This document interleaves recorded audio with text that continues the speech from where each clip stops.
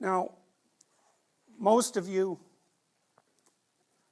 and this is particularly true I think of universities, are taught a kind of, at least a kind of implicit moral relativism. You know, that it's, and that's fair, that's reasonable from a scientific perspective, at least to some point. But there's a problem with that, because there are forms of moral presupposition that seem to lead to horrendous ends. And it's always struck me, because I grew up like you under the shadow of nuclear destruction, so to speak, it always has struck me that if certain viewpoints lead to genocidal outcomes, and if they do that consistently, then it's extremely dangerous for us not to act as if that's wrong. And of course, if something's wrong, then that also implies that something is right, right? Because the opposite of wrong is right. And so even if you can't necessarily figure out what's right, you might be able to ground yourself to some degree by figuring out what's wrong. And so we'll walk through the philosophy and the psychology first, and then we'll walk through the sociological consequences of its abandonment, in a sense. And well, then you can see for yourself if you think that this perspective is worthy of some consideration. It's very complicated. Well, we'll look at this first. Phenomenology, in part, is based on this idea of Dasein, and Dasein means being there. And again, this way of simplifying that is to think about it as your experience. And then this is a map I've made of people's experience, which I think is at least roughly equivalent to the phenomenologist's Dasein, and it has the advantage that I can explain it well, so I'm going to use it. And so the phenomenologists believe that the past and the present and the future are all tangled up together in your current experience, in that, say, everything that you're doing is related to the future, which it of course is, because you're sitting in this class, and that has some consequences for whether or not you graduate, and that has some consequences for your status and your career moving forward, and you're perfectly aware of that, so that you experience the meaning of the lecture, say, in the context of your conceptions of the future. And of course the same thing is true of your experience now because of your past. And so the past and the future in some sense are here now. It's partly because when you're experiencing things, you consider your current situation and you consider where it is that you're headed. And so Dasein also has this element of becoming in it.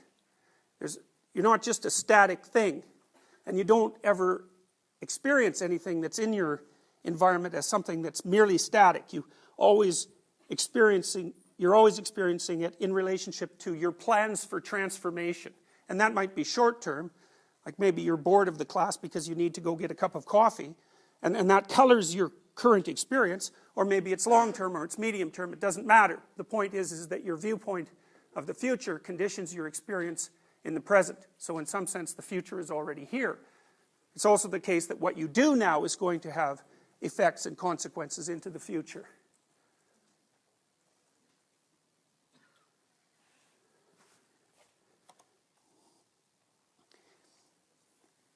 Here's a more complicated consequence.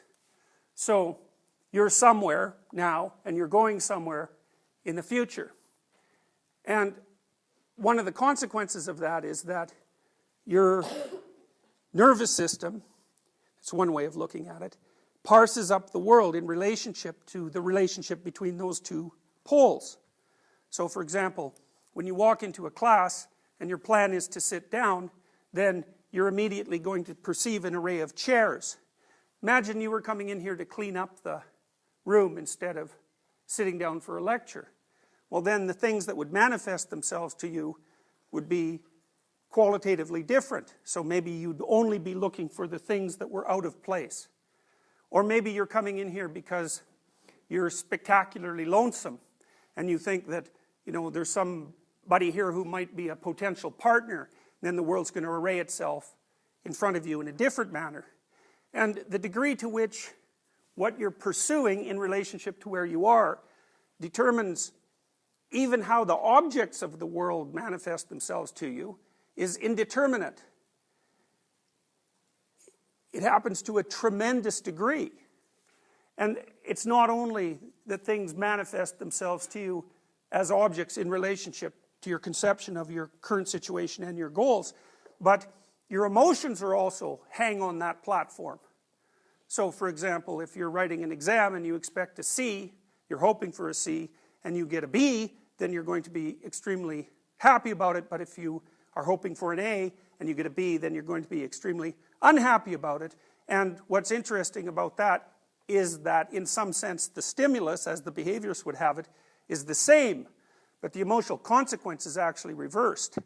It seems to me to be sort of related to the idea of Maya, which is a Buddhist idea, which is that people live inside a framework that's conditioned by desire, and as a consequence it's not actually real.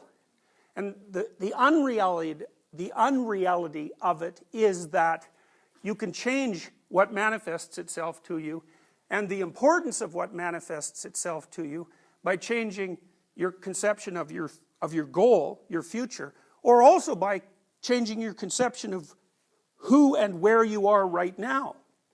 And so in that sense, being, your experience, is malleable. And it's malleable, at least in part, as a consequence of the choices that you make. And so what that implies from a phenomenological perspective is that free will and the manner in which the world manifests itself are integrally related. And from an existential point of view, it implies that you actually bear a fair bit of responsibility for the ongoing quality of your experience. And the existentialists would presume that that responsibility is built into the nature of being. There's no way out of it. It's like a precondition for being.